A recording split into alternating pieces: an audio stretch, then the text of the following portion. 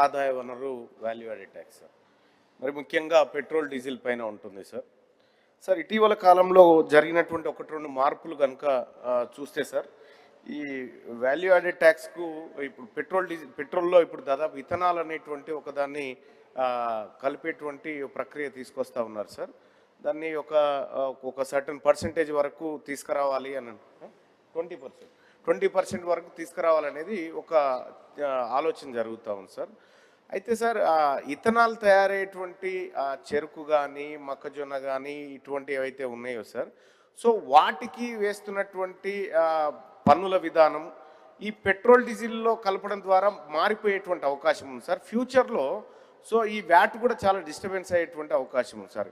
ఇప్పుడు గౌరవ అంజిరెడ్డి గారు సభ్యులు చెప్పినట్టుగా ఇక్కడ వ్యాట్ తీసేసి జిఎస్టీ పరిధిలోకి తీసుకురావాలి. జిఎస్టీ పరిధిలోకి తీసుకొస్తా అంటే ఎవరు వద్దంటారు సార్?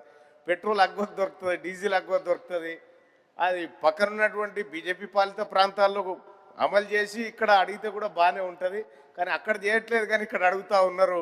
మరి వాళ్ళు ఏ రాష్ట్రంలో చేస్తున్నారన్నా, ఏ రాష్ట్రంలోనన్నా చేస్తుర్రా? నేనేమంటున్నా, సరే తగ్గించారంటే ఆ రాష్ట్రాల ఇష్టాలకు వదిలిపెట్టిరు సార్. ఇక్కడ కూడా సార్ మొన్న కేంద్ర ప్రభుత్వం కొంత సవరించుకుంది సార్. అంటే పెరిగినటువంటి క్రూడ్ ఆయిల్ ధరలు పెరిగినటువంటి సందర్భంలో కేంద్ర ప్రభుత్వం సవరించుకున్న నేపథ్యంలో అది నేరుగా కస్టమర్కు రాకుండా పోయింది సార్.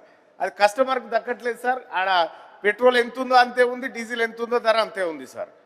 ఇంకా ఏమైతే మిగిలినాయో సార్ కేంద్ర ప్రభుత్వం పన్నులు తగ్గించుకుందో అవి ఆయిల్ కంపెనీలకు పోయినాయి సార్. సో నేరుగా కస్టమర్కి వినియోగదారునికి వస్తున్న లాభాలు ఏమీ లేవు సార్ దీంట్లో. సో కాబట్టి ఏదైనా ఈ వ్యాట్ ద్వారానో లేకపోతే జిఎస్టీ ద్వారానో కానీ పెట్రోల్ డీజిల్ ధరలు తగ్గాల్సినటువంటి అవసరం అయితే ఎంతైనా ఉంది సార్. సామాన్యుడు చాలా ఇబ్బంది పడుతూ ఉన్నాడు సార్. సార్ మరి ఇది జిఎస్టీ పరిధిలోకి తేవడానికి ఈ రాష్ట్ర ప్రభుత్వం డిమాండ్ చేయాలి సార్ కేంద్ర ప్రభుత్వాన్ని. Thank you sir. Honourable minister.